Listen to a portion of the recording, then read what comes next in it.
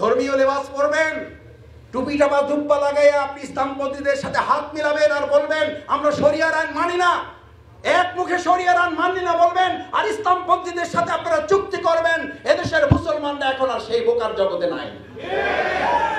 ভালো করে বুঝেন, অপেক্ষমান থাকেন।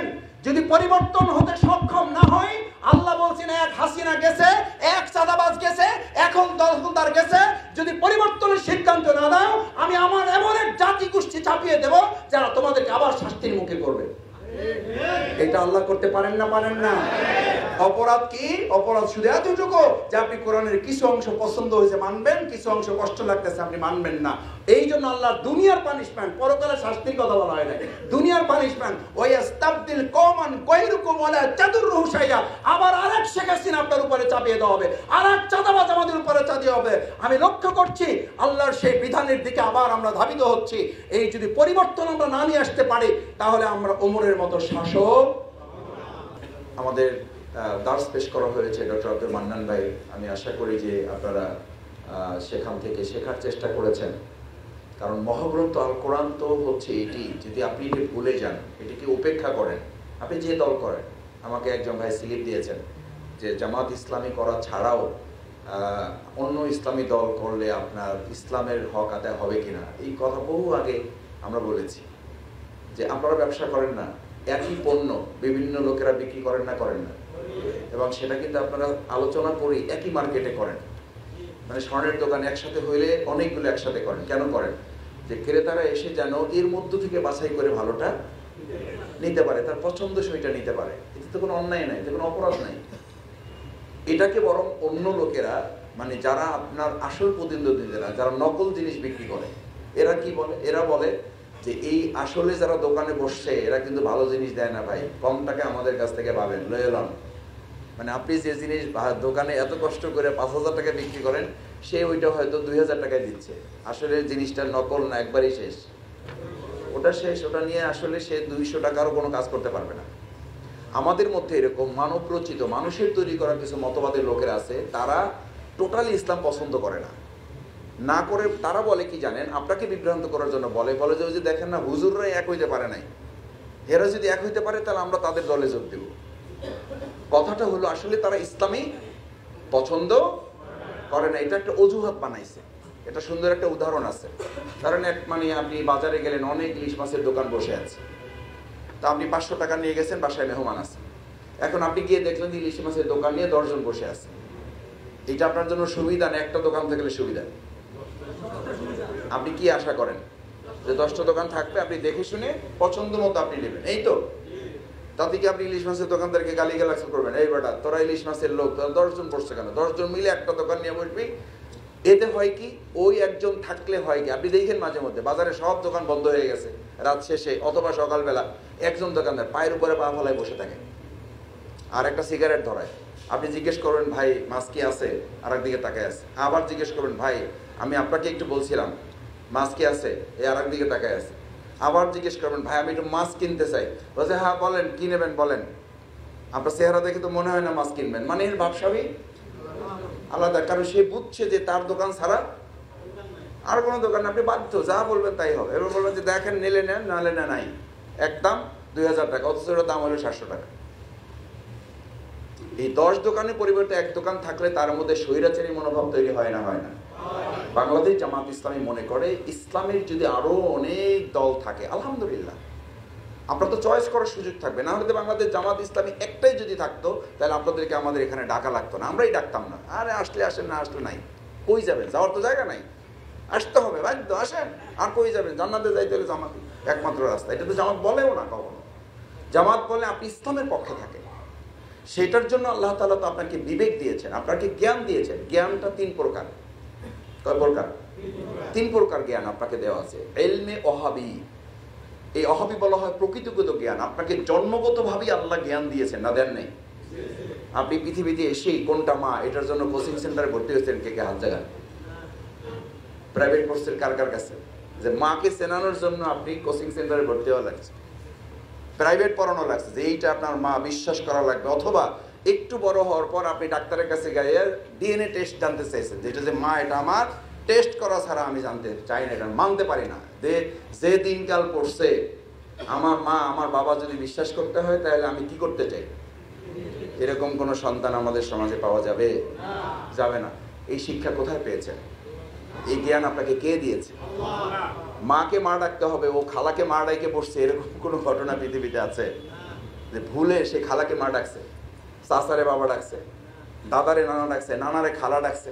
আপনি শিখাইয়ে ট্রাই করে দেখেন, আপনি টিউটর রাখেন, প্রাইভেট শিক্ষক রাখেন, যে এইটা তোমার দাদা, এখন থেকে এটারে নানা ডাকবা, ঠিক আছে? বুঝো, কিন্তু আপনি তারে 3 বছর ধরে চেষ্টা করেন, লাভ হবে না। এটার নাম ইলমে।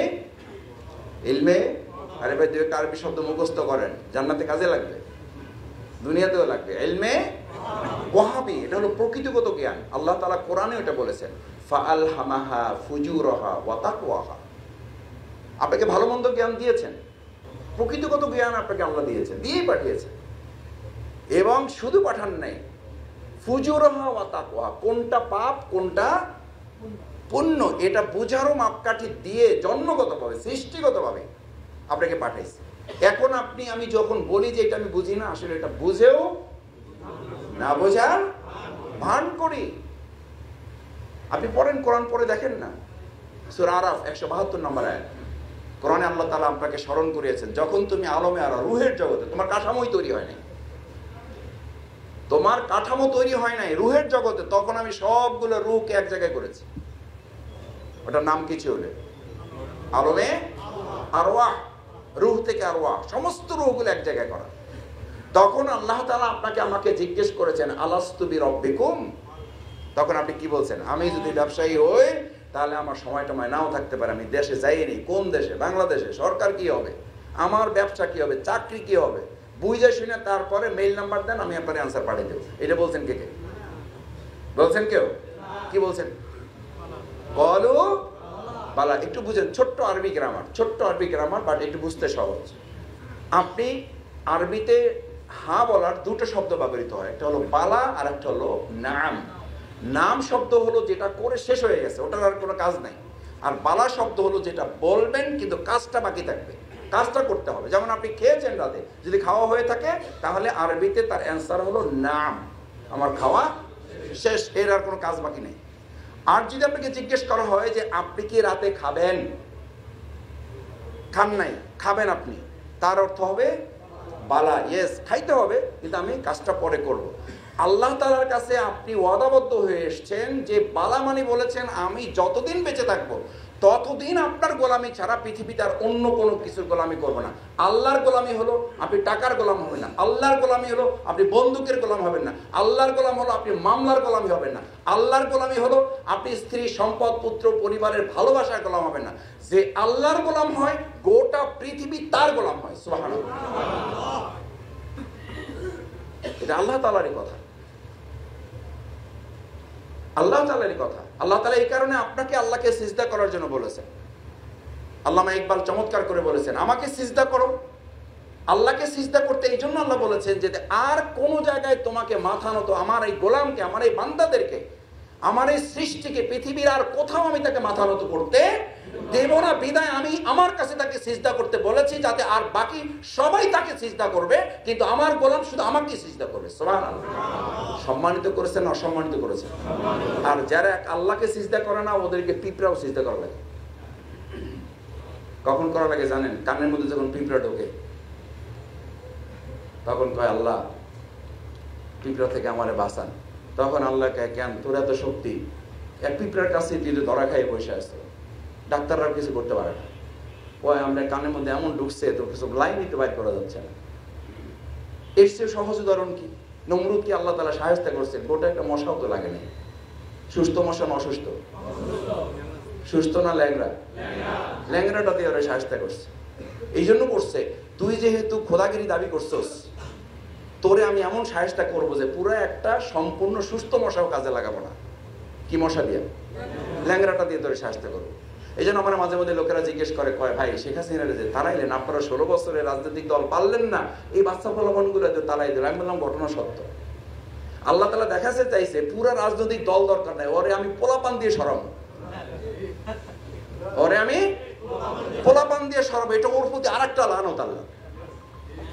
যুগে যুগে যত নমরুদ এসেছে, যত ফেরাউন এসেছে, দেখবেন আল্লাহ তাআলা এরকম লাঞ্ছনা এবং গঞ্জনার মাধ্যমে, এই বাচ্চারা তাও বলে নাই যে আপনি দেশ ত্যাগ করেন, বাচ্চারা বলছে পদত্যাগ করেন, আর ও দেশ ত্যাগ করছে। এটা আল্লাহ ফয়সালা, এটা ইলমে ওয়াহাবি। আল্লাহ জ্ঞান দিয়েছেন, আপনি বুঝতে হবে, আপনি তো বুঝেন, আপনাকে বুঝার জ্ঞান দিয়ে পাঠিয়েছেন। আন তাকুলা ইয়াউমাল কিয়ামাতি ইন্না কুন্না আন হাযা গাফিলিন, কিয়ামতের দিন যেন কেউ কথা বলতে না পারেন জামাত ইসলামী তো আমারে ডাকে নাই, অন্য দল তো আমারে ডাকে নাই, আমি তো বুঝতে পারি নাই, আমার তো জ্ঞানই ছিল না। আল্লাহ তাআলা বলছেন, আমি রুহের জগতে এই শব্দ, এই প্রশ্ন, এই অজুহাত থেকে তোমাদেরকে আগেই আমি বাদ দিয়ে দিলাম, যাতে কোশ্চেন করে কেউ কিয়ামতের দিন পার পেতে না পারো। তাহলে পার পাওয়ার সুযোগ আছে ভাই? পার পাওয়ার চিন্তা করতেছেন? লাভ হবে না, পার পাওয়ার লাইনে আসতে হবে। লাইনটা কি? আল্লাহ তাআলা কোরআনে সে কথা বলেছেন, তোমার জন্য এবার আর একটা ইলম লাগবে, সেটা হলো ইলমে কাসাবি। ইলমে কাসাবি, এই যে আজকে আমরা যেটা আছে এটার নাম হলো ইলমে কাসাবি, অর্জিত জ্ঞান। যে জ্ঞান আপনাকে দেওয়া হয়েছে এটা আপনাকে আরেকটু স্মরণ করো, একটু রিমাইন্ড করো, একটু মনে করিয়ে দাও, রিমেম্বারিং, একটু স্মরণ করানো, এটা মানুষকে করতে হবে। এই দায়িত্ব দিয়েই আল্লাহ তাআলা আপনাকে আমাকে পাঠিয়েছেন। কুনতুম খায়রা উম্মাতিন উখরিজাত লিন-নাস, ইসলামপন্থী দলগুলোর দায়িত্ব এটা, আমরা আমাদের দায়িত্ব এটা পালন করছি, রাজনৈতিক কর্মসূচি না। এটা কার প্রদত্ত দায়িত্ব? আল্লাহ প্রদত্ত। একটু আগে আকিমুস সালাত, সালাতুল ইশা হয়েছে, সালাতুল ইশা পড়েছেন কার নির্দেশে? এখন আমরা বসেছি ওই আল্লাহরই নির্দেশ, ওয়া ইউআল্লিমুহুমুল কিতাব, তোমরা আমার কিতাব পড়ো, ওয়াল হিকমা, কোথাও আটকে যাইও না, ব্যবসার কথা বলে থেমে যাইও না, পরিবারের কথা বলে থেমে যেও না, পরিস্থিতির দোহাই দিয়ে এটা বললো না আমি পরিস্থিতির শিকার, এই কারণে পারলাম না, এটা শুধু হুজুরদের দায়িত্ব, এটা শুধু জামাতের দায়িত্ব, এটা শুধু শাসনতন্ত্রের দায়িত্ব, এটা শুধু তাবলীগওয়ালাদের দায়িত্ব না, বরং এই দায়িত্ব দিয়েই তোমাকে আমি প্রেরণ করেছি। হিকমার অর্থ হলো কোনো জায়গায় আপনি আটকে যাবেন না, বরং পরিস্থিতির শিকার আপনি তো হবেন না, পরিস্থিতিকে আপনি স্বীকার করবেন। এটার নাম হলো ওয়া ইউযাক্কিহিম ওয়া ইউআল্লিমুহুমুল কিতাব ওয়াল হিকমা। আপনার প্রজ্ঞা, আপনার কৌশল, আপনি ব্যবসায় যেমন কাজে লাগান, আপনার এই মেধা, আল্লাহ তাআলা আপনার এই মেধা, আপনার এই শক্তি, আপনার এই কথা বলা, আপনার এই চোখ, আপনার এই কান, এগুলো নিয়ে কোশ্চেন করা হবে। ওয়ামা আতাইতুকা কলবান তাতাফাক্কারু বিহা, ভালো করে বুঝেন। জামাত ইসলামী কেউ করেন না, কোনো অসুবিধা নেই, আপনি অন্য দল করেন, কিন্তু বুঝে করেন। আপনি যে মার্কেটে আপনি মাল কিনতে যান, প্রোডাক্ট কিনতে যান, আপনাকে তখন এই কথা বলা হয়েছে, ভাই যান নেন, না নিয়েন না, কোনো অসুবিধা নেই, কিন্তু বুঝে নেন কাজে লাগবে কিনা। আপনারা বলেন না? বলেন না? বলেন।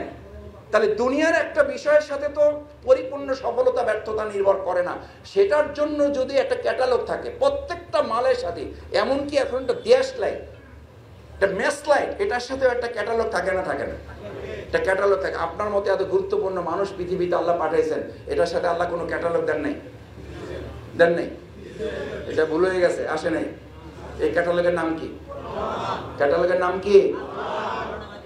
এখন আপনি ধরেন ওই ক্যাটালগটা আমাকে দেওয়া হয়েছে, কোম্পানি থেকে আমি কিনে নিয়ে আসছি, মাঝখানে দুদিন একটু ডিস্টার্ব করছে, রাস্তার কোনো এক লোককে আমি ওইটা দেখাইছি, সে বলছে যে এটা কোনো ব্যাপারই না। এ করছে কি, পুরো ইঞ্জিনটা চেঞ্জ করে তার 2 নম্বরটা বসাই দিয়েছে, কারণ সে তো ওটা লোক না, সে তো ওটা বুঝে না, সে তো ওটার স্ট্যান্ডার্ডই জানে না, 2 নম্বরটা বসাই দিয়েছে। এরপরে 3 দিন আবার নষ্ট হয়েছে, আপনি রাগ করে মনে করছেন দূর মূল কোম্পানির কাছে যাই। কোম্পানির কাছে যাওয়ার পরে সে বলছে যে ভাই মাঝখানে কই গেছিলেন? বলেন না? বলেন না? বলেন যে মাঝখানে কই গেছিলেন, কারণ আপনি তো বুঝতে পারছেন আসল জিনিসের মধ্যে নাই, এটা আউট হয়ে গেছে, এটা সরাই ফেলছে। বলছি যে ভাই হ্যাঁ মাঝখানে তো একটু গেছিলাম, আপনারা তো ক্যাটালগ দিয়েছিলেন, আপনি তো ক্যাটালগ দেখে চলার কথা, না পারলে আপনি আমাদের কাছে আসবেন, বলা আছে শোরুমে আসবেন, এখান থেকে ঠিক করে দেওয়া হবে। আপনি মাঝখানে সুবিধা পাওয়ার জন্য, অথবা সময় বাঁচানোর জন্য, অথবা টাকা বাঁচাবার জন্য, অথবা কৌশল বুদ্ধি, দূর অত যাই লাভ কি, উনি যা বলছে তাই শুনতে হবে নাকি? আমার একটা কি, আমার একটা বুদ্ধি শুদ্ধি আছে না, আমারও তো কিছু জ্ঞান বুদ্ধি। এই সমস্ত খাটাই দিকে আপনি মাঝখানে থার্ড পার্টির কাছে গেছেন, এরপরে আবার মূল পার্টির কাছে গেছেন। আমাদের হয়েছে কি, আল্লাহ তাআলা আপনাকে পৃথিবীতে পাঠিয়েছেন সম্মান মর্যাদার অংশ হিসাবে, আপনার জন্য একটা ক্যাটালগ দিয়েছেন, একটা গাইডলাইন দিয়েছেন, মহাগ্রন্থ আল কোরআন দিয়েছেন, এবং বলে দিয়েছেন ফামান তাবিআ হুদায়া ফালা ইয়াদিল্লু ওয়ালা ইয়াশকা, যদি আমার এই ক্যাটালগ অনুযায়ী চলো তাহলে ফালা ইয়াদিল্লু, তোমাকে পৃথিবীর কেউ পথ বিভ্রান্ত করতে পারবে না, ওয়ালা ইয়াশকা, তোমার জীবনে কেউ দুর্ভোগ নিয়ে আসতে পারবে না। সুবহানাল্লাহ। আর এখন আমাদের ভ্রান্তি এবং দুর্ভোগ আছে না নাই? কেন আছে? আমরা মাঝখানে কোন পার্টির কাছে গেছি? মাঝখানে একবার গেছি, দুইবার, তিনবার, পদে পদে যাচ্ছি। নামাজ পড়তে মসজিদে যাচ্ছি, অর্থনীতির জন্য সুদ ব্যাংকে যাচ্ছি। নামাজ পড়তে আল্লাহর কাছে গিয়ে বলছি ইয়াকা নাবুদু, তোমার গোলামি ছাড়া কারো গোলামি করি না, তোমার সাহায্য ছাড়া কারো কাছে সাহায্য চাই না। মসজিদ থেকে বের হয়ে নেতাকে পাইয়ে বলে যে নেতা একটু খেয়াল রাখেন, আপনি ঠিক থাকলে আমি ঠিক। ঈমান আছে না নাই? নাই। এটা আমার ফতোয়া না, এটা আমার ফতোয়া না। রাসূল করিম সাল্লাল্লাহু আলাইহি ওয়াসাল্লাম এই আয়াতেরই ব্যাখ্যায় হাদিস বলেছেন, ক্বালা রাসূলুল্লাহ সাল্লাল্লাহু আলাইহি ওয়াসাল্লাম হাত্তা ইযা লাম ইউবকি আলিমান, একটা সময় থাকবে আলেম এবং ইলম দুটাই উঠাই নেওয়া হবে। রাসূল সাল্লাল্লাহু আলাইহি ওয়াসাল্লাম ফিউচার টেন্সে বলেছেন, এখন হবে কোন টেন্সে? কোন টেন্সে? প্রেজেন্ট টেন্সে হবে। হবে বলেছেন, আর এখন বলতে হবে হয়ে গেছে। হাত্তা ইযা লাম ইউবকি আলিমান, যখন আলেম এবং ইলম দুটোর কোনোটা থাকবে না, তখন কি করবে লোকেরা? ইত্তাখাযান নাস রুউসান জুহালান, তখন লোকেরা খুবই মূর্খ টাইপের, অজ্ঞ টাইপের নেতৃত্ব তারা গ্রহণ করবে। শুধু গ্রহণ করবে না, যখন তাদেরকে এই মূর্খ এবং নেতৃত্ব তারা গ্রহণ করবে, ফাসাইলু ফাফতাউ বিগায়রি ইলম, এদের কাছে জিজ্ঞেস করবে ভাই এটা কি করা যায়, ভাই ওটা কি করা যায়, ফাফতাউ, এবং সে তার নিজের মতো ফতোয়াও দিয়ে দেবে বিগায়রি ইলম, কোনো জ্ঞান ছাড়াই। আল্লাহ রাসূল সাল্লাল্লাহু আলাইহি ওয়াসাল্লাম এই বর্ণনা দেওয়ার পর এবার রিপোর্ট পেশ করে দিয়েছেন, ফাদাল্লু ওয়া আদাল্লু, ও নিজে বিভ্রান্ত আর যাকে উত্তর দিয়েছে সে নিজেও। এই অবস্থার মধ্যে আমরা পড়বো না পড়ে গেছি? পড়ে গেছি। বাংলাদেশ জামাত ইসলামী আপনাকে ফাদাল্লু ওয়া আদাল্লু, এখান থেকে আপনাকে বাঁচার জন্য বলে যে ফাদাল্লু ওয়া আদাল্লু, এই মূর্খদের থেকে বাঁচার জন্য আপনার নিজের ইলম অর্জন করতে হবে, আপনাকে বুঝতে হবে, কারণ আল্লাহ তাআলা আপনাকে জ্ঞান দিয়ে পাঠিয়েছেন। এখন এইটাকে শানিত করার জন্য 3 নম্বর জ্ঞান হচ্ছে ইলমে ওয়াহী। ইলমে ওয়াহী তার কয়টা হলো? একটু বলেন তো একসাথে, মুখস্থ করেন না একটু। নাম্বার 1 ইলমে ওয়াহাবি, বলেন একটু সাথে, ইলমে ওয়াহাবি, ইলমে কাসাবি, ইলমে ওয়াহী। এই ইলমে ওয়াহাবি এবং ইলমে কাসাবি যদি ইলমে ওয়াহীর সাথে সম্পৃক্ত না হয়, তাহলে আপনার এই ইলম আপনাকে আবু জেহেল বানাবে। কি জেহেল? আবু জেহেল মানে কি? মূর্খ না, মূর্খের বাপ, মূর্খের বাপ। ও তো মূর্খের বাপ ছিল না, ওই বেটার জ্ঞান ছিল না? ছিল না। বিজ্ঞান জানতো, ভূগোল জানতো, জানতো না। আরবির সবচেয়ে বেশি পণ্ডিত ছিল সে, কিন্তু শুধু কি জানতো না? শুধু কি জানতো না? শুধু কোরআন জানতো না। এই কারণে সব জানার পরও যদি আবুল হেকাম, মূলত তার নাম ছিল বুদ্ধির বাপ, আরে ভাই তার নাম ছিল বুদ্ধির বাপ, শুধু কোরআন নাই এই জন্য হয়ে গেছে মূর্খের বাপ।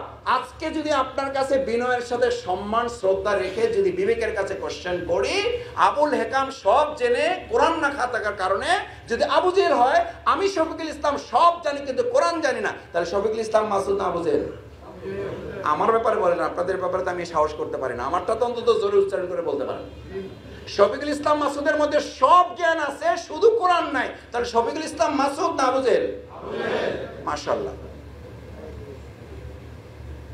এবার আপনারটা আপনি ঠিক করবেন, এবার আপনার ভাবিটা আপনি ঠিক করবেন, খালাম্মারটা আপনি ঠিক করবেন। আপনার ছেলে যাকে ডাক্তার বানাইছেন কোরআন জানে না, তার ব্যাপারটা আপনি ফয়সালা করবেন। আপনার মেয়েকে ইঞ্জিনিয়ার বানাইছেন, কোরআন জানে না, তার ব্যাপারটা আপনি ঠিক করবেন। শুধু জানার প্রশ্ন না, ওয়ামান আরাদা আন যিকরি ফাইন্না লাহু মাঈশাতান দানকা। ভাইয়েরা, আমি তাড়াতাড়ি আসছি, এই জন্য আমি যাতে রাতে আপনাদের কষ্ট না হয়, আমি ভাইদেরও বলেছি দ্রুত শেষ করবেন। রাত তো আল্লাহ তাআলা দিয়েছেন ইবাদতের জন্য, আলহামদুলিল্লাহ আমরা একটা ইবাদতের মধ্যেই আছি। তারপরও রাতে ঘুমাবেন, ভোর রাতে উঠবেন, আল্লাহর কাছে সাহায্য চাইবেন, যা চাও তার কাছে যাবেন, একটা জুতার ফিতা হলেও তার কাছে চাইবেন। এখন আমাদের অভ্যাস হয়ে গেছে, ভাই একটু দেখেন, ভাই একটু করেন, ভাই আপনি থাকলে আমি আসি, ভাই একটু তাকায়েন আমার দিকে। ভাই যেন আর একটা মানে পূর্ব হয়ে বসেছে, ভাই যেন আমাদের আর একটা অভিভাবক হয়ে বসেছে। অথচ আল্লাহ তাআলা রাসূল করিম সাল্লাল্লাহু আলাইহি ওয়াসাল্লামকে বলেছেন, ওমা আনা আলাইহিম বিওয়াকিল, তোমাকে আমি কারো অভিভাবকত্ব দেই নাই। রাসূল সাল্লাল্লাহু আলাইহি ওয়াসাল্লামকে দেয় নাই, আমাদের নেতাদেরকে দিয়েছে। দিয়েছেন? দেন নাই। ওমান আরাদা আন যিকরি, আমার এই কোরআন, জিকির মানে কোরআন, আমার এই জিকির, আমার এই কোরআন যদি উপেক্ষা করো, শুধু পড়ার জন্য এটা পাঠানো হয় নাই, শুধু মুখস্থ করার জন্য পাঠানো হয় নাই, শুধু তেলাওয়াত করার জন্য পাঠানো হয় নাই, ওমান আরাদা, এটাকে যদি উপেক্ষা করো, মেনে না চলো, আন যিকরি, আমার এই কোরআন, ফা ইন্না লাহু মাঈশাতান দনকা, তোমার 23,000 স্কয়ার ফিট বা 2300 স্কয়ার ফিট, 3000 স্কয়ার ফিট তোমার একটা ফ্ল্যাট থাকতে পারে, আমি আল্লাহ ওই 3000 ফিট স্কয়ার ফিটের ফ্ল্যাটকে তুমি কোরআন উপেক্ষা করে তোমার পরিবার পরিচালনা করছো, আমি 3000 ফিট স্কয়ার ফিটের বাসাটাকে আমি 3 ইঞ্চিতে পরিণত করার দেওয়ার ক্ষমতা আমি আল্লাহর আছে না নাই? মাঝে মধ্যে মনে হয় না, হয় না? মনে হয় যে এত বড় বাসা নিয়েছি তার উপরও যেন অস্থির লাগে, লাগে না? লাগে না? কেন লাগে? আল্লাহ তাআলা বলেন দনকা, আমি ওটাকে সংকীর্ণ করে দেব। তুমি অনেক বড় ব্যবসা করবে, আমি ওটাকে সংকীর্ণ করে দেব। কেন করে দেব? তুমি আমার কোরআন মানছো না। ফা ইন্না লাহু মাঈশাতান দনকা। শুধু তাই না, যখন তাদেরকে কথা বলা হবে তখন তারা বলবে ওয়ানাহশুরুহু ইয়াওমাল কিয়ামাতি আমা, কিয়ামতের দিন আপনাদেরকে আমাদেরকে কোরআন না মানার কারণে, না জানার কারণে না, ভালো করে বুঝেন, কোরআন না মানার কারণে, না জানার কারণে না, কোরআন না মানার কারণে আমাকে আপনাকে দুনিয়ার চক্ষুষ্মান ছিলাম, কিয়ামতে আপনাকে আমাকে অন্ধ করে উঠানো হবে। কে কে রাজি আছেন অন্ধ হয়ে উঠবেন? এই পর্যন্ত যদি শেষ হতো তাহলে তো কোনো অসুবিধা ছিল না ভাই। আপনাকে শুধু অন্ধ করে উঠানো হবে না, আপনাকে অন্ধ করে উঠানো হবে, তারপর আপনি আল্লাহর কাছে ফেরেশতাদের মাধ্যমে জানতে চাইবেন ক্বালা রাব্বি লিমা হাশারতানি আমা ওয়া ক্বাদ কুনতা বাসীরা। আমাকে অন্ধ করে উঠানো হলো কেন? আমি তো দুনিয়াতে চোখ ছিল আমার, আমি অন্ধ কেন? আমি তো কিছুই দেখতে পাচ্ছি না, আমি অন্ধ কেন? ক্বালা রাব্বি লিমা হাশারতানি, সে আল্লাহকে জিজ্ঞেস করবে আল্লাহ আমি অন্ধ কেন?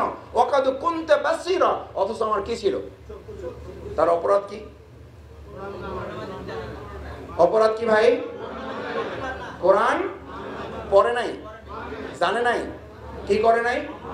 কারণ আপনি ক্যাটালগ অনুযায়ী চলেন নাই, মাঝখানে ডানে বামে চলে গেছে, যেখানে পছন্দ হয়েছে ওখানে গেছেন, যেখানে ভালো লাগছে সেখানে গেছেন, যেখানে সুবিধা পাইছেন সেখানে গেছেন। এরপরে যখন বাধ্য হইয়া আপনাকে আল্লাহ তাআলা বলছেন এবার চলে আস আমার কাছে, সুদায় ডান দিচ্ছে, তখন আপনি গেছেন, যাওয়ার পরে আপনাকে জিজ্ঞেস করা হয়েছে মাঝখানে কই গেছিলা, মাঝখানে কই গেছিলাম? আমি তোমাকে ক্যাটালগ দিয়েছিলাম এবং ক্যাটালগ দিয়ে যেটা বলেছিলাম ফা ইম্মা ইয়াতিয়ান্নাকুম মিন্নি হুদান ফামান তাবিআ হুদায়া ফালা খাউফুন আলাইহিম। তোমার কোনো ভয় নাই, তুমি ব্যবসা চালাও, চাঁদাবাজ তোমাকে ভয় দেখাতে পারবে না। যদি তুমি আল্লাহকে ভয় করো, গোটা দুনিয়ার চাঁদাবাজ তোমাকে ভয় দেখালেও শেষ পর্যন্ত সে তোমাকে ভয় করবে। মাঝে মধ্যে আমাদেরকে এখন কেউ কেউ বলে কয় যে ভাই চাঁদাবাজি ঠিকই আছে, শুধু হাত বদলাইছে, শুধু হাতই বদলায় নাই, এক হাতের জায়গায় এখন আরো কয়েক হাত তৈরি হয়েছে, আছে না নেই? এটা চলবে না বন্ধ হবে? ইসলাম কোরআন আপনাকে কি নির্দেশ দিয়েছে? আপনি কেন অন্ধ হবেন? আপনি কি দায়িত্ব পালন করেন নাই? কি নির্দেশ, কি ক্যাটালগে লেখা ছিল? ক্যাটালগে লেখা ছিল, ক্যাটালগে লেখা ছিল আপনার ব্যাপারে পরিষ্কার হাদিসের বর্ণনা ছিল মান রাআ মিনকুম মুনকারান ফালিগাইয়িরু বিয়াদিহি। ভাইয়েরা, এইসব কথা বললে জামাত ইসলামী জঙ্গি, এইসব কথা বললে জামাত ইসলামী জিহাদি। আরে ভাই, জিহাদ তো ইসলামের নির্দেশ, এটা তো একটা অঙ্গ ইসলামের, এটা তো একটা বিধান। এটা যতদিন ছিল ততদিন মুসলিমরা গোটা পৃথিবী শাসন করেছে, সম্মানিত ছিল। এটা যতক্ষণ হাতছাড়া হয়েছে ততক্ষণ মুসলিমদেরকে নাকে রশি লাগিয়ে পৃথিবী আমাদেরকে গরু ছাগলের মতো ঘুরিয়ে বেড়াচ্ছে।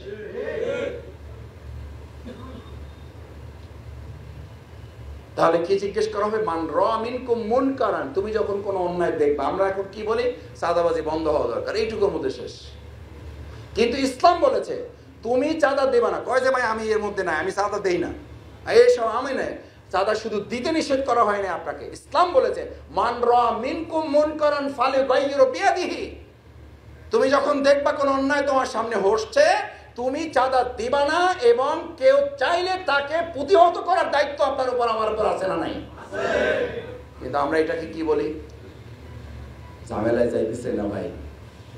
কিসে যাইতেছেন না? কোরআন বের করেন, ঝামেলায় যাবেন না, ঝামেলায় পড়বেন। ঝামেলায় কে ফেলবে? ডক্টর ইউনূস সাহেব একদল খাইছে আর একদল খাওয়ার জন্য রেডি, হেরা ফেলবে? কে ফেলবেন? আল্লাহর ফয়সালা, এটা আল্লাহর দুনিয়ার শাস্তি। এত সহজ মনে করেছেন? ইবাদত বন্দেগী করবেন, নামাজ পড়বেন, রোজা রাখবেন, হজ করবেন, জান্নাতে চলে যাবেন। আরে ভাই, তাহলে আপনাকে দরকার ছিল, এদের জন্য তো ফেরেশতারাই ছিল, না ছিল না? তাহলে আপনাকে পাঠাইছে কেন? এই পাঠানোর বর্ণনা আল্লাহ তাআলা দিয়েছেন না দেন নাই? দিয়েছেন তো। আল্লাহ তাআলা দিয়ে বলেছেন লিইউযহিরাহু আলা দ্বীনি কুল্লিহি, সমস্ত মতবাদের উপরে ইসলামকে কি করে দিতে হবে। কোরআন খোলেন, কোরআন খোলেন মানে মোবাইলে সবার কোরআন আছে, অ্যাপস বের করেন, সূরা তাওবায় যান, 49 নম্বর আয়াত দেখেন, ওয়া মিনহুম মান ইয়াকুলু জাল্লি ওয়া লা তাফতিননি মিনকুম আলা ফিল ফিতনাতি সাকাতু। সুবহানাল্লাহ, সুবহানাল্লাহ আগে না বুঝে বলেন না, তারপর অগ্রিম বলে রাখেন, কারণ পরে বলা লাগবে। সুবহানাল্লাহ, সুবহানাল্লাহ। ওয়া মিনহুম মান ইয়াকুলু জাল্লি, রাসূল করিম সাল্লাল্লাহু আলাইহি ওয়াসাল্লাম সাহাবীদের মতো লোকদের ব্যাপারে কোরআন নাজিল হয়েছে, সাহাবীদের উপরে নাজিল হয়েছে, সাহাবীদেরকে মেনশন করা হয়েছে। ওমিনহুম, তোমাদের মধ্য থেকে কিছু লোকেরা বলল যে এই সময়ের মধ্যে মাইয়াকুলু জানলি ওয়ালা তাফতিননি, তাফতিননি মানে হলো আরবিতে যেটাকে ফিতনা বলে। আপনাকে যেটা বলেন যে ভাই ফিতনার মধ্যে ফালায়েন না, ফিতনা মানে বাংলায় আপনারা এটাকে কি বলেন? ঝামেলার মধ্যে ফালায়েন না। ওরা আরবিতে এটাকে বলতো ফিতনা। ওয়ালা তাফতিননি, আমাকে ফিতনার মধ্যে ডাইকে না, আমি এইসব ঝামেলার মধ্যে যাইতে চাই না। আল্লাহ তাআলা বলেন তুই ওই ঝামেলার মধ্যে যাবি না, এটা তুই ঝামেলা মনে করছো? আমি আল্লাহ ডিক্লেয়ার করে দিচ্ছি, আলা সাবধান, বি কেয়ারফুল, আলা ফিল ফিতনাতে সাকাতু, তুই যে ঝামেলার মধ্যে গেলি না, তুই নিশ্চিত থাক গোটা পৃথিবী যখন তলিয়ে যেতে থাকবে তখন তোর মতো মুত্তাকি ঈমানদারও রক্ষা পাবে না, তোকে দিয়ে আমি আগে ঝামেলার কাজটা শুরু। হাদিসে কুদসির বর্ণনা আছে না নাই? কি আছে? ফেরেশতাদেরকে পাঠানো হয়েছে এই সূত্রপুরে, যাও ওখানকার লোকেরা না কোরআন নিজেরা মানে না অন্যদেরকে মানতে বলে। আচ্ছা, টুকটাক মানার লোক ওখানে আছে। ফেরেশতারা এসে বললো যে না, আব্দুল করিম আছে, আব্দুর রহিম আছে, আব্দুল সত্তার আছে, শুধু মানে না, নিজেরা মানে এবং তাহাজ্জুদ পড়ে, রোজা রাখে, হজ করে, যাকাত করে, সাদাকা দেয়, তেলাওয়াত করে, জিকির করে। ফেরেশতাদেরকে বলা হলো জনপদটা ধ্বংস করে আসো, যাও সূত্রপুর ধ্বংস করে দিয়ে আসো। ভাবেন, ওই হাদিসে কুদসির অনুযায়ী ভাবেন, ফেরেশতারা এসে বললো ইয়া আল্লাহ, এখানে তো আব্দুর রহিম আছে, আব্দুল করিম আছে, আলহাজ সাহেব আছে, মাওলানা সাহেব আছে, হুজ্জাতুল্লাহ আছে, আব্দুর রহিম সাহেব আছে, আব্দুল করিম সাহেব আছে। আল্লাহ কি করি, ওনাদের কাউকে এমন পাওয়া গেছে যাদের চেহারায় কপালে সিজদার কি পরা আছে, দাগ পরা আছে। আল্লাহ এখন আমরা কি করব? আমরা কি ফিরে আসব নাকি ধ্বংস করব? আল্লাহ তাআলা নির্দেশ পরবর্তী কি ছিল? কি ছিল? ধ্বংস করে দাও, ওনাদের সহ করে দাও, না কি বলা হয়েছে? শুরুটা তারা দিয়ে করো, শুরুটাই শফিকুল ইসলাম মাসুদ কি দিয়ে করো? যে শফিকুল ইসলাম মাসুদ সূত্রপুরে আছে, অথচ সেই সূত্রপুরে আল্লাহর জমিনে আল্লাহর দ্বীন কায়েম নাই, আল্লাহর দ্বীন বিজয় নাই, আল্লাহর দ্বীনের আলোকে সূত্রপুর পরিচালিত হয় না। ওখানে চাঁদা চলে, এটা দেখেও সে প্রতিবাদ করে না। ওখানে জেনা চলে, এটা দেখেও সে প্রতিবাদ করে না। ওখানে মাদক চলে, এটা দেখেও সে প্রতিবাদ করে না। এমনকি তার চেহারার কোনো পরিবর্তন হয় না। ওই ব্যক্তি মুত্তাকিরা ওকে শুদ্ধ ধ্বংস করবে না, ওরে দিয়েই ধ্বংসের কাজটা শুরু করে। এটা জামাত ইসলামী ফয়সালা, ইমাম সাহেবদের ফয়সালা, কার? ফাইন্না লাহু মাঈশাতান দানকা ওয়া নাহশুরুহু ইয়াওমাল কিয়ামাতি আমা ওয়া কাদ কুনতা বাসীরা।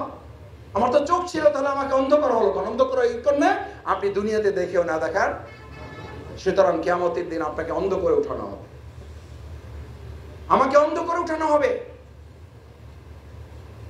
আমার ভাইয়েরা, যে ইলম আপনি অর্জন করেছেন, যে ইলম আপনাকে জন্মগতভাবে দেওয়া হয়েছে, সেই দুটা ইলমকে আমরা যুক্ত করতে চাই কোন ইলমের সাথে? 3 নাম্বার, ইলমে ওহীর সাথে। এই ওহীর নামই হচ্ছে মহাগ্রন্থ আল কোরআন। এই আল কোরআনে সালাতের নির্দেশ আছে, এই আল কোরআনে দ্বীন কায়েমের নির্দেশ আছে, এই আল কোরআনে আল্লাহর জমিন, আল্লাহর দ্বীন বিজয়ের কথা বলা আছে।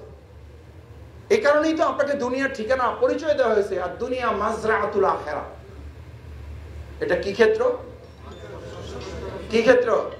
তো শস্য ক্ষেত্র যদি হয়, আমরা এই শস্য ক্ষেত্রের কি? আমরা এই শস্য ক্ষেত্রের একজন কি মালিক? মালিক কে? তাহলে আমরা কি? আমরা কৃষক। আমরা কি? উই ওয়াদার ফার্মার। আমরা সবাই কৃষক। এখানে চাষ করবেন যা, ওখানে এখানে তেঁতুলের বিচি লাগাবেন আর ওখানে আম পাবেন। কি পাবেন? তেঁতুলই পাবেন। এখন আপনার ভাবটা কি? আপনার ভূমিকাটা কি? আপনার ভূমিকা হইল ভাই এইসব জয়জামালের মধ্যে না, আমি সহ অবস্থানে বিশ্বাসী। কি অবস্থানে? সবাই মিল্লা জিল্লা থাকতে চাই। ভাই কি করবেন? মিল্লা জিল্লা থাকার মধ্যে একটা কি আছে? আরাম আছে, একটা মজা আছে। ঝামেলার মধ্যে যাইতে চাই না। আচ্ছা, আপনি ঝামেলায় যাই না। শস্য ক্ষেত্রে যদি কল্পনা করেন, তাহলে শস্য ক্ষেত্রে তো প্রথম কাজই হইলো যা আছে ওর উপর কয় চাষ? কয় চাষ? তখন আপনি মনে করেন যে আগাছা যা আছে এটা রাখেন, রাখেন, ময়লা যা আছে থাকুক। কয় চাষ? কেউ কেউ 4 চাষও দেন, একদম ফ্রেশ, শুধু মাটি থাকবে আর কিচ্ছু থাকবে না। এরপরে আপনি ফসল ফলাইছেন, দেখলেন যে ওর সাথে আগাছা হয়েছে, আলহামদুলিল্লাহ। আলহামদুলিল্লাহ কি বলবেন? যে আমি লাগাই না তাও হয়েছে, আল্লাহ দিছে, আলহামদুলিল্লাহ, আল্লাহর মাল আল্লাহ দেখলো। এটা বলে রেখে দিয়েছেন কোন কোন কৃষক? হাত জাগান, হাত জাগান একজন। কি করছেন তখন?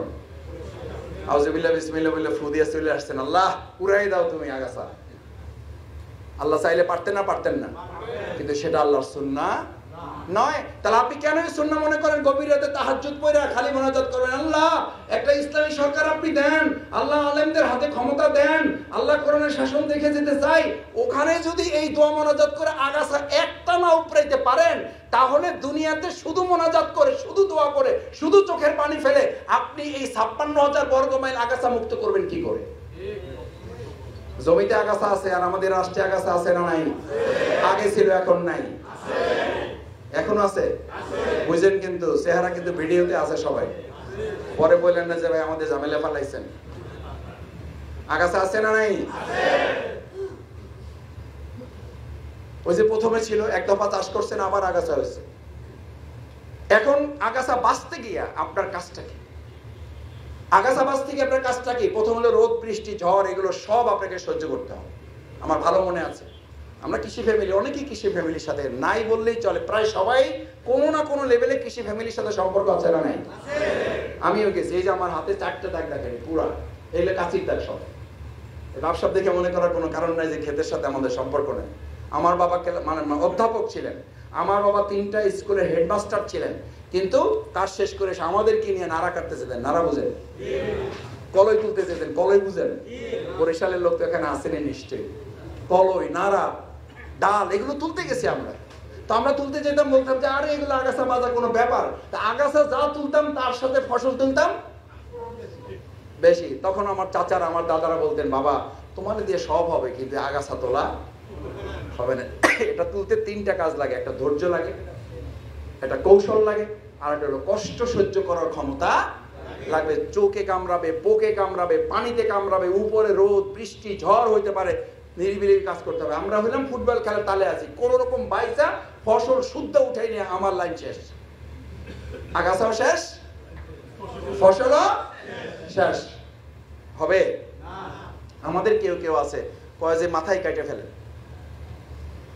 কয় যে হুজুরদের দরকার নাই, হুজুররাই দেশটারে খাইছে। হুজুররা কোনোদিন একদিনের জন্য দেশ চালাইলো না, তাও দোষ সব হুজুরদের।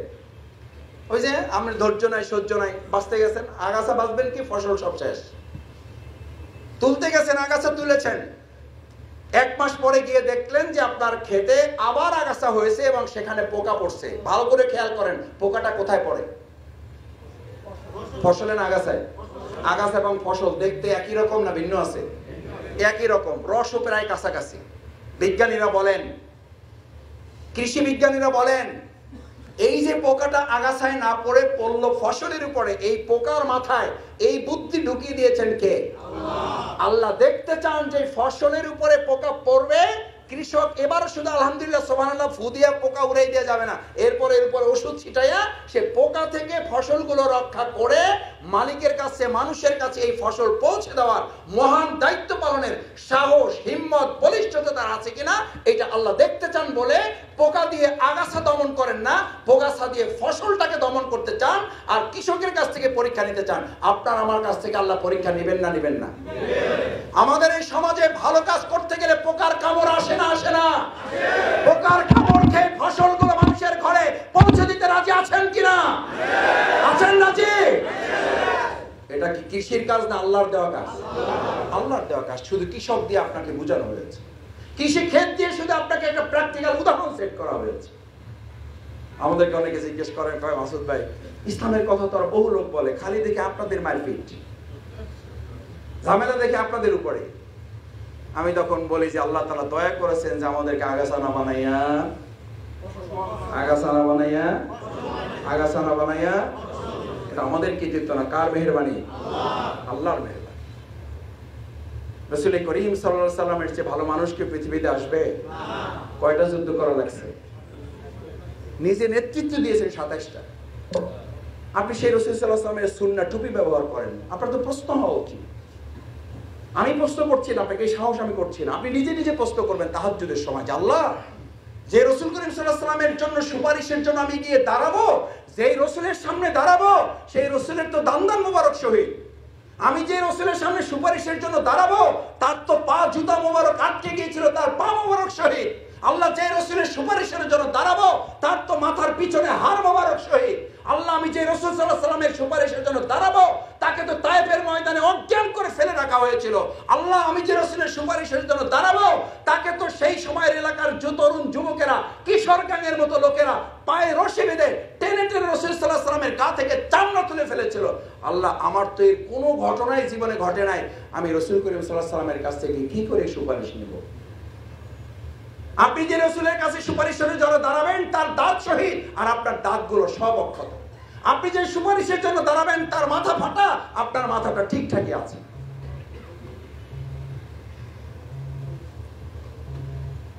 আমার ভাইয়েরা, আমি বলছি না আপনি আজকেই চলেন গিয়ে মারামারি শুরু করে দেন, কিন্তু আপনি ইসলামের এমন দায়িত্ব পালন করতে পারছেন কিনা যেই দায়িত্ব রাসূল সাল্লাল্লাহু আলাইহি ওয়াসাল্লাম পালন করেছেন বলে তাকে পাগল ডাকা হয়েছে, তাকে জাদুকর ডাকা হয়েছে, তাকে গণক ডাকা হয়েছে, তাকে কবি ডাকা হয়েছে। আপনাকে কি ডাকা হয়েছে?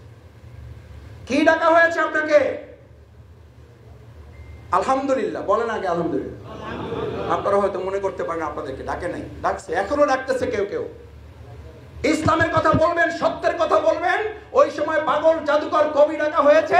আজকে আমাদেরকে রাজাকার উপাধি দিয়ে আমাদের ভালো কাজগুলো থামিয়ে দিতে চায়, থামানো যাবে না।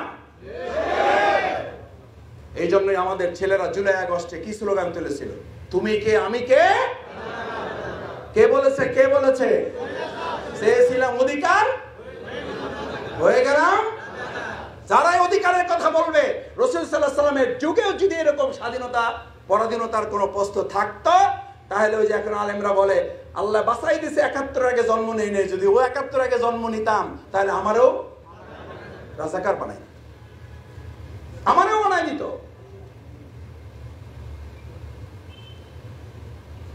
তাহলে আমাদের এই গালি যখন আসে, এরা মৌলবাদী, এরা রাজাকার, এরা অমুক, এরা তমুক, তখন মন খারাপ করবেন, আলহামদুলিল্লাহ বলবেন।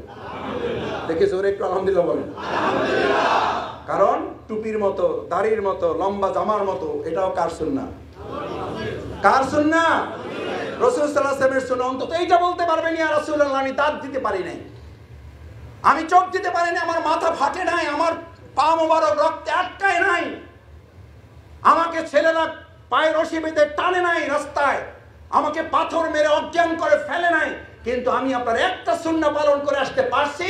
আপনার দিনের পথে উঠছিলাম, সত্য কথা বলেছি, সত্যবাদীদের সাথে চলেছি, ভালো মানুষদের সাথে চলার সিদ্ধান্ত নিয়েছিলাম বলে আমাকেও আপনার যুগের যেমন কবি, জাদুকর, পাগল, গণক বলে ডাকা হতো, আমাকে রাজাকার এবং মৌলবাদ বলে ডাকা হয়েছিল। ইয়া রাসূলুল্লাহ, আপনার সাথে আমাকে সুপারিশে কবুল করেন, আমিন। তার মানে আজকে থেকে নিজেকে রাজাকার রাজাকার বলেন না। কেউ আপনাকে বললে আপনি ধরে নেবেন আলহামদুলিল্লাহ, আল্লাহ তাআলা রাসূল সাল্লাল্লাহু আলাইহি ওয়াসাল্লামের একটা সুন্নাহ আপনার জন্য আল্লাহ দয়া করে কবুল করেছেন। ভাইয়েরা, কষ্ট যেহেতু বাড়াবো না বলেছি, 10:30টার মধ্যে শেষ করার ইচ্ছা ছিল, 10:30টা বেজে গেছে। শেষ কথা, কষ্ট লাগছে? কষ্ট তো একটু লাগবে, রাতের খাবার আছে না? রাতে আপনাদের সাথে একসাথে খাবো ইনশাআল্লাহ। ইনশাআল্লাহ এত ভালো মানুষ একসাথে পেয়েছি, সত্যি ভালো লাগছে আমার। আমাকে ভাইয়েরা বারবার বলতেছিল যে এই ভাইয়েরা এখানকার ব্যবসায়ী, এই ভাইয়েরা এখানকার স্থানীয়, এই ভাইয়েরা বাড়িওয়ালা, আল্লাহ তাআলা আপনাদেরকে দুনিয়ায় বাড়ি দিয়েছেন, এবার জান্নাতে আপনাদেরকে বাড়িওয়ালা করুন। ভাই, আপনাদেরকে সম্মান মর্যাদা কে দিয়েছেন? আল্লাহ।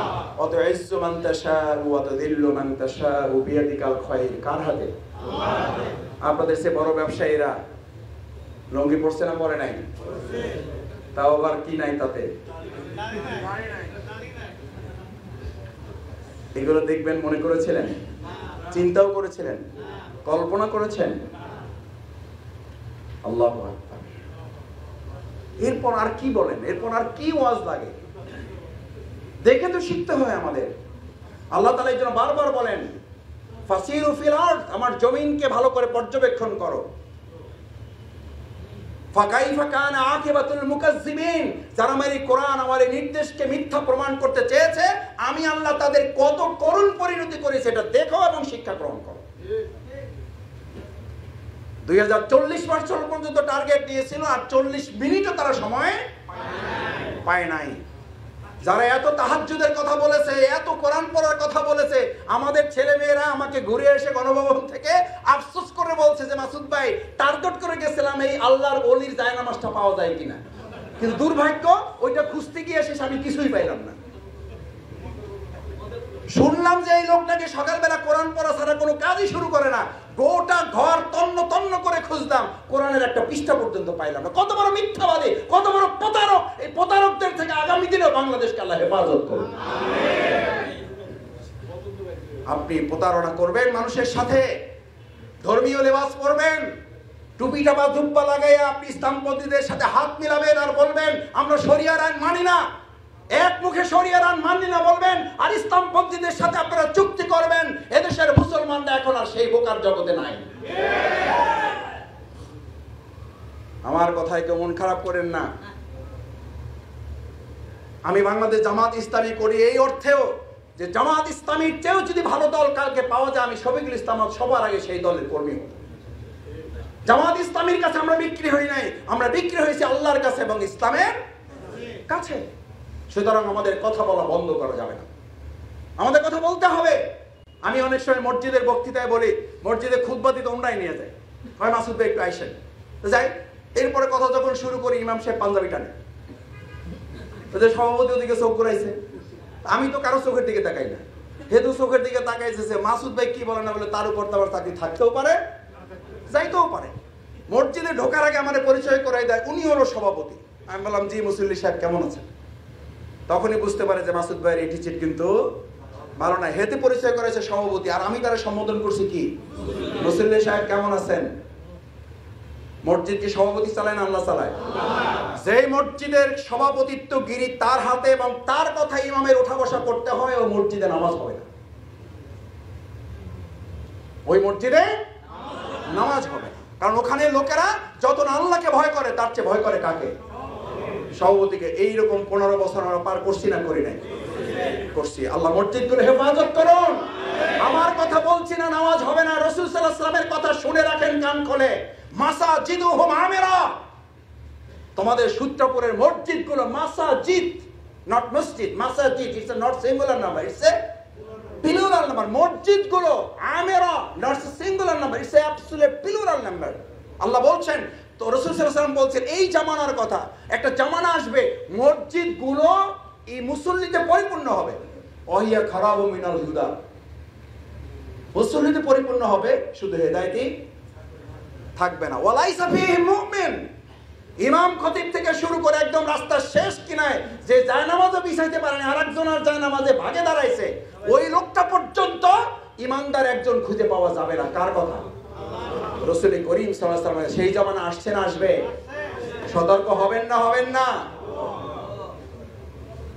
সম্মানিত মুসল্লিয়ান ইকরাম, আমার ভাইয়েরা, সেজন্য এতগুলো ভালো মানুষকে এক জায়গায় আল্লাহ তাআলা একত্রিত করেছেন, যে সম্মান মর্যাদা আল্লাহ তাআলা আপনাকে দিয়েছেন।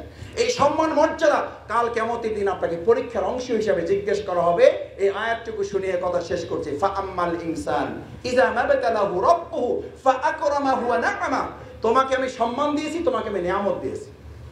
আল্লাহ তাআলা আপনাকে সম্মানও দিয়েছেন, নিয়ামতও দিয়েছেন, রিজিক দিয়েছেন। বহু লোককে আল্লাহ রিজিক দেন, সম্মান দেন না। বহু লোককে নিয়ামত দেন, সম্মান দেন, নিয়ামত দেন না, রিজিক দেন না। আল্লাহ আপনাকে রিজিকও দিয়েছেন, আল্লাহ আপনাকে সম্মানও দিয়েছেন। কি জন্য দিয়েছেন? মাবতালাহু, কিসের জন্য?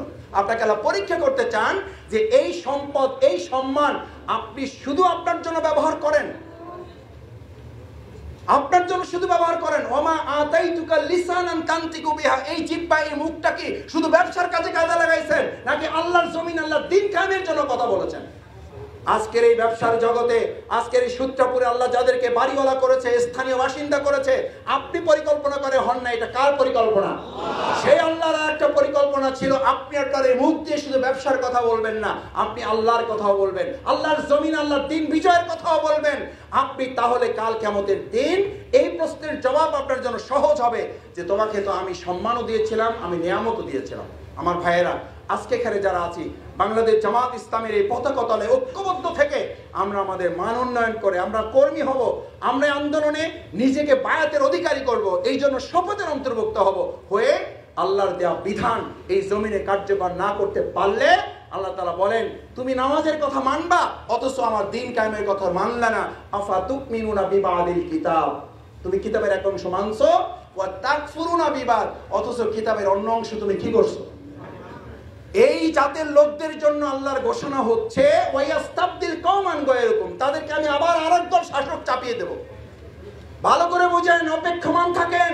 যদি পরিবর্তন হতে সক্ষম না হয়, আল্লাহ বলছেন এক হাসিনা গেছে, এক চাঁদাবাজ গেছে, এখন দখলদার গেছে, যদি পরিবর্তনের সিদ্ধান্ত না দাও, আমি আমার এমন এক জাতি গোষ্ঠী চাপিয়ে দেব যারা তোমাদেরকে আবার শাস্তির মুখে করবে। এটা আল্লাহ করতে পারেন না? পারেন না? অপরাধ কি? অপরাধ শুধু এতটুকু যে আপনি কোরআনের কিছু অংশ পছন্দ হয়েছে মানবেন, কিছু অংশ কষ্ট লাগতেছে আপনি মানবেন না। এই জন্য আল্লাহ দুনিয়ার পানিশমেন্ট, পরকালের শাস্তির কথা বলা হয় না, দুনিয়ার পানিশমেন্ট। ওয়াইয়াস্তাবদিল কওমান গায়রুকুম ওয়ালা তাদুররুহু শাইআ, আবার আরেক শেখ হাসিনা আপনার উপরে চাপিয়ে দেওয়া হবে, আরেক চাঁদাবাজ আমাদের উপরে চাপিয়ে হবে। আমি লক্ষ্য করছি আল্লাহর সেই বিধানের দিকে আবার আমরা ধাবিত হচ্ছি। এই যদি পরিবর্তন আমরা না নিয়ে আসতে পারি, তাহলে আমরা ওমরের মতো শাসক, আমরা কি এই বিধান, আমরা কি এই রাষ্ট্র, এই সমাজ পরিবর্তনের জন্য আমরা নিজেরা পরিবর্তন হয়ে ওমরের মতো শাসক পাওয়ার জন্য আল্লাহর কাছে দাবি করতে পারবো ইনশাআল্লাহ? রাজি আছেন ইনশাআল্লাহ? আল্লাহ আমাদেরকে আবার এরকম কোন শাসক থেকে হেফাজত করুন, সেই প্রত্যাশা ব্যক্ত করে যারা কষ্ট করে এতক্ষণ এই অগোছালো আলোচনাগুলো শুনেছেন, আল্লাহ তাআলা মেহেরবানি করে এর মধ্যে থেকে একটা শব্দও যদি তার কবুল হয়, সেটাকে উসিলা করে তিনি যেন আজকের এই পুরো সময়টুকু দুনিয়ার কল্যাণ, পরকালের নাজাতের উসিলার জন্য কবুল করে আমাদেরকে তিনি যেন মাফ করে দেন। সুবহানাকাল্লাহুম্মা ওয়া বিহামদিকা আশহাদু আল্লা ইলাহা ইল্লা আনতা আস্তাগফিরুকা ওয়া আতুবু ইলাইক। আসসালামু আলাইকুম ওয়া রাহমাতুল্লাহি ওয়া বারাকাতুহু।